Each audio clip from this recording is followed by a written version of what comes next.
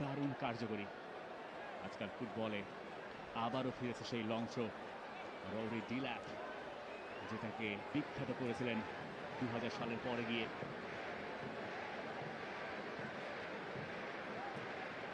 রাহুল বেকে এই থ্রোটা নেওয়ার আগে সেট আপটা ঠিকঠাক করে নিচ্ছেন। বাংলাদেশকে ডিফেন্ড করতে হচ্ছে এই সেট পিসটা।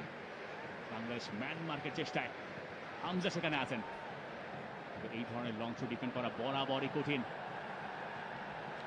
রেফারি কিছুটা কনফিউজ ছিলেন, তবে এই রায়টা গেছে বাংলাদেশের পক্ষেই। থ্রোইংটা ক্লিয়ার করার সময় খানিকটা চোখে পড়েছিলেন সোহরানা, তবে সেটা সিরিয়াস কিছু নয়।